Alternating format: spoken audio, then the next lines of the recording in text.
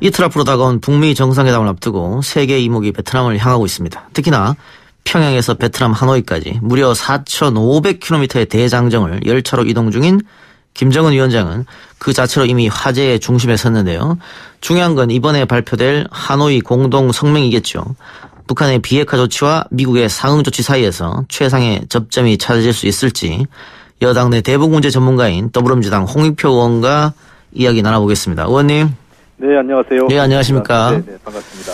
자, 북미 이야기 나눠보기 전에요. 최근에 의원님 관련해서 좀 논란이 있는 일이 있어서 그것 좀 여쭤보고 가겠습니다. 예. 자, 서른 의원과 함께 그 20대 관련 발언이 논란이 되고 있습니다. 뭐 소위 말하는 홍익표가 꼰대가 된 거 아니냐 이런 이야기도 있던데 한 말씀 해주시죠. 뭐 이미 나이가 꼰대 나이긴 하죠. 근데 그건 정말 명백하게 가짜 뉴스고 그런 가짜 뉴스에 기초한 정치 공세였습니다. 예. 네. 우선 뭐 서른 의원님 거는 뭐 어떻든 논외로 치더라도 그 제 발언은 우리 당 지지율이 낮느냐 안 낮느냐의 문제가 아니었어요. 그러니까 당 지지율과 무관하게 지난 5.18 극우 정치 어떻게 막을 건가 이 세미나에서 제가 토론을 했던 내용인데요. 잘 제가 얘기했던 거는 제가 얘기가 아니라 도리어 조중동에서 그 얘기 맞지 않았습니까? 그 20대 청년 세대가 보수화됐다. 그 얘기는 조중동은 물론이고 이 일반 언론에서 그런 얘기 많이 하지 않았나요? 그렇지 않습니까? 자, 그러면 이거에 대해서 그 원인을 좀 설명해 봐야 되지 않겠습니까? 그래서 저는 원인을 한 3가지로 봤어요. 첫 번째는 당시 지난 이명박 박근혜 정부 약 10년간 그 냉전 이데올로기 반북 이데올로기에 기반한 전반적인 사회 분위기와 교육에 영향을 줬다. 그러니까 그 당시에 천안함 연평도 비핵화, 북한 핵개발 등등 영향을 준 거 아니겠습니까? 그래서 그런 영향을 받은 거죠. 뭐 이게 좋다 나쁘다 뭐 틀렸다 맞다의 문제가 아니라 그냥 그 객관적 상황에 대한 설명인 겁니다. 그다음에 두 번째는 우리 언론의 문제죠. 언론이 이러한 것들을 계속 확대 재생산했고요. 그다음에 세 번째는 사회적 불평등과 양극화에 따른 청년 실업 문제라든지 장기적 어떤 경제적 고통이 이러한 청년 세대의 보수화에 영향을 미친 것 같기 때문에 이러한 것을 해소하지 않으면 우리가 안 된다 이런 얘기를 한 거예요. 교육, 언론, 경제 이것들이 뭉쳐져서 그런 일이 벌어졌다. 그렇습니다. 자, 그 뭐 통일에 대한 생각 요즘 젊은이들 당연히 보수적입니다. 과거와는 다르게. 그러니까 그 얘기를 했던 거고 당 지지도하고 상관없다 이 말씀이잖아요. 전혀 상관없습니다. 그리고 제 그 얘기 하나 앞서 얘기한 거는 최근 교육부 조사가 10대 지금 중고생들 조사를 했더니 갑자기 그 40% 초반대에 북한의 적대의식이라고 적대국가라고 봤던 인식이 5%대로 떨어졌어요. 그러니까 그거는 최근에 남북관계 화해 개선 분위기 또는 여러 가지 사회 환경 분위기가 그런 영향을 미친 거거든요. 그건 뭐 저도 동의하는 부분이 있습니다. 통일보다는 지금 이대로 가는 게 좋겠다고 하는 젊은이들 생각이 있다는 것은. 자, 그럼 제가 이렇게 물어보죠. 어쨌든 문재인 대통령 지지율이나 민주당 지지율이 20대 특히 남성, 20, 30대 남성에서 떨어지고 있습니다. 20, 30대 남성에서 민주당과 대통령 지지율이 떨어지는 이유는 그럼 뭐라고 생각하십니까? 그게 또 질문이 좀 잘못된 프레임인데 우리 당 지지율도 떨어지고 있지만 다른 당 지지율은 차마 말할 수 없을 정도로 처참합니다. 20대에서요. 그러니까 지금 현재 20대에서의 정당 지지율의 하락은 더불어민주당만의 특수한 현상이 아니고요. 전반적으로 기성세대에 대한 젊은 세대의 반감, 그러니까 이 소위 얘기한 희망이 없는 세대. 우리가 한때 헬조선이라는 말 유행했지 않습니까? 그러니까 더 이상 이 대한민국이라는 사회가 20대 청년들에게 그다음에 젊은 세대에게 희망을 주기보단 기존 기성세대의 어떤 그 기득권을 유지하려는 거에 대한 젊은 세대의 반발이 있는 겁니다. 그거를 타개하지 않는다면 20대로부터 정치가 희망을 줄 수 없고 그다음에 우리 기성세대가 줄 수 없다. 저는 당연한 20대의 분노라고 생각하고 그에 대한 해법을 우리가 정치권이 내야 된다고 생각합니다. 그럼 마지막으로 제가 다시 한번 여쭙게요. 그 20대 전체를 통틀지 말고 20대 남성만 국한해서 2018년 갤럽 조사 10월 달에 보면요. 대통령 국정수행 직무평가 20대가 68%가 잘한다 그랬거든요. 근데 지금 굉장히 많이 빠졌습니다. 왜 그럼 이렇게 빠졌을까? 이건 한번 대통령 지지율은 빠졌을까 생각해 볼 필요가 있을 것 같은데. 그것도 마찬가지죠. 지금 대통령 지지율이 70%에서 40% 후반대로 떨어졌잖아요. 20% 이상요. 그러니까 그거는 20대에만 국한된 현상은 아니고요.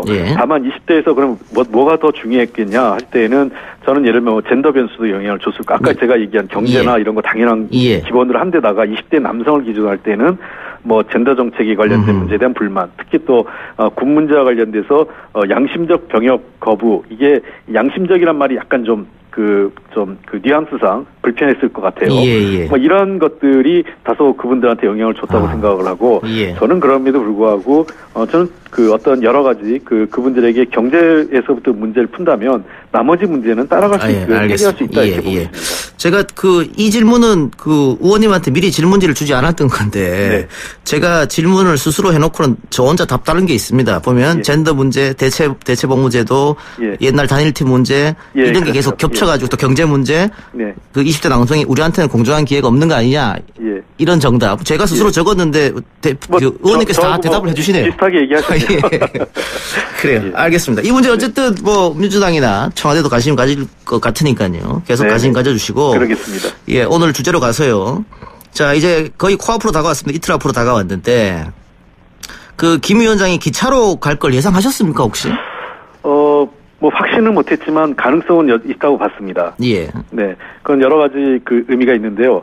실제로 저는 27, 28일만 김정은 위원장이 주목을 받을 줄 알았는데 지금 이 한 주간 내내 아마 주목을 받을 것 같습니다. 기차로 이동이 거의 실시간으로 모든 한국은 물론이고 국제사회에서 지금 논의가 되고 있고요.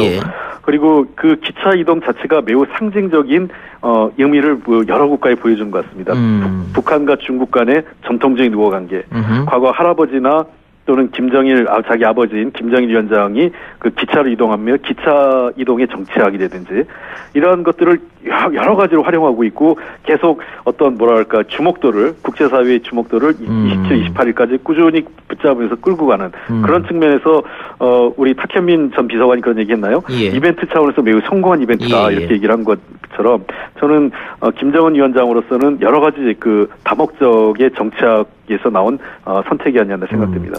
그러면은 일단은 이벤트라고 하면 이벤트인데 성공했다고 보이고요.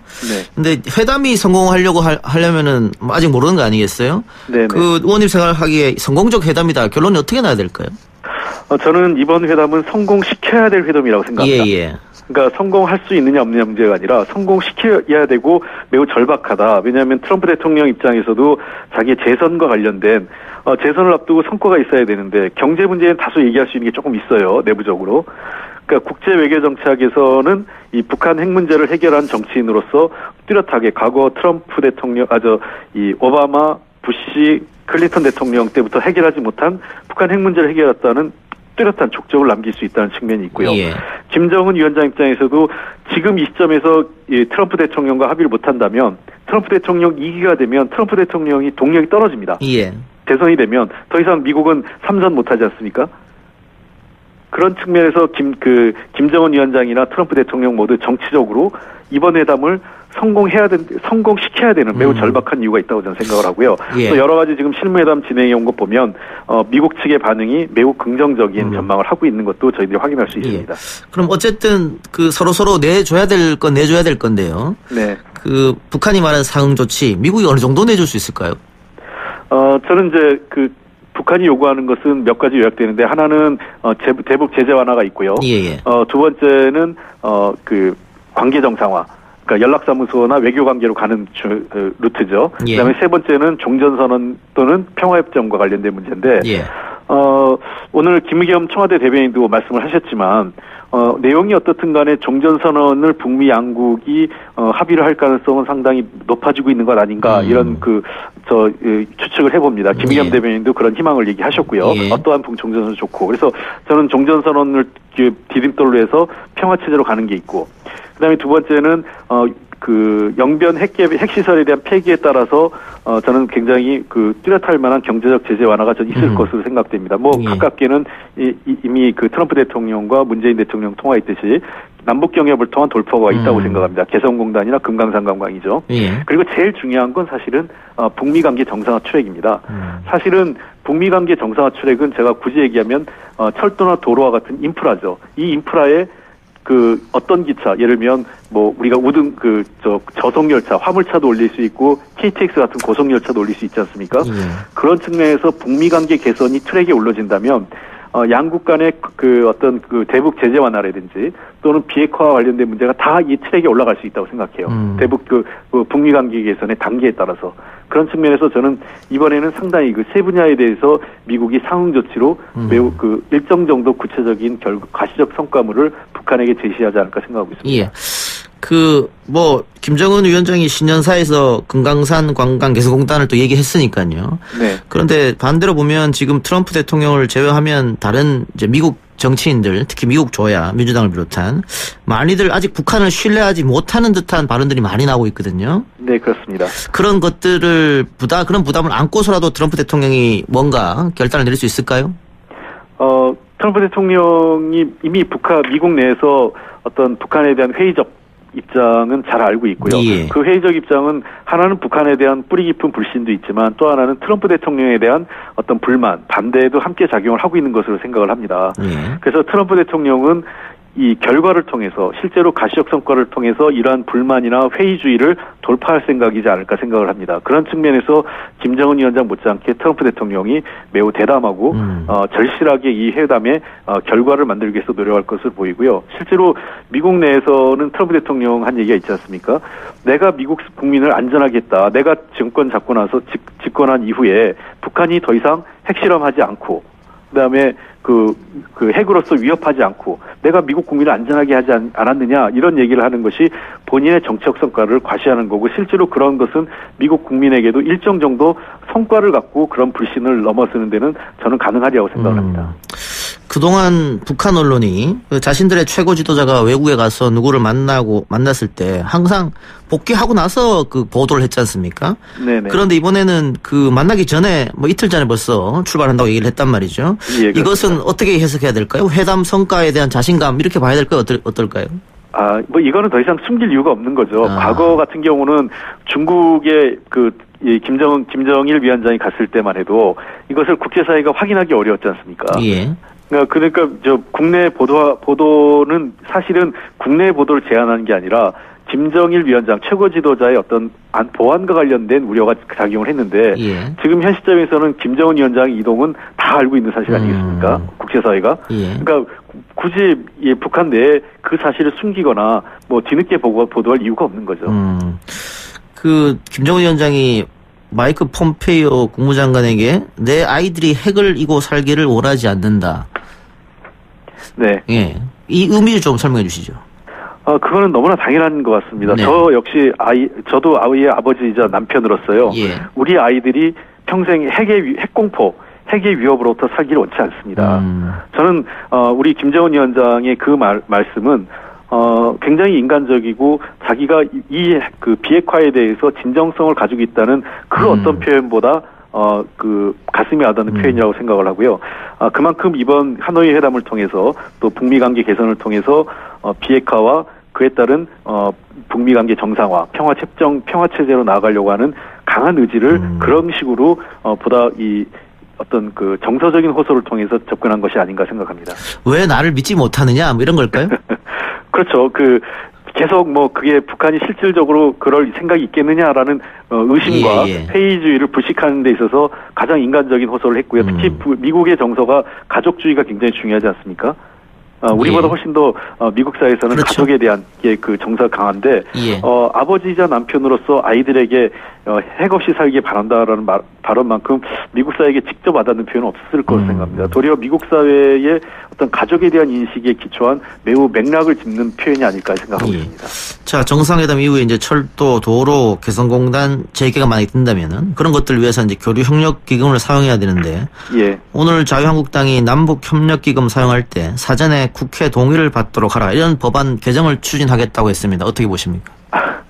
이미 남북협력기금은 국회 사전 동의를 받고 있습니다. 예. 총회에서 사전 동의를 받고 있고요. 이후에 그리고 지출 항목에 있어서도 되게 어느 항목이라는 게 내용이 있습니다. 인도적 지원 얼마, 경협기금 얼마 등등 해서 큰 구분이 돼 있고요. 예. 이후에 결산 과정에서 국회에 다 보고를 합니다. 어떻게 썼는지. 예. 그러니까 이것은 그야말로 어깃장을 위한 어깃장. 그냥 돈 쓰는 게 싫은 남북 관계 개선이나 한반도 평화와 통일을 위해서 협력기금이 사용되는 것을 그냥 보기 싫다.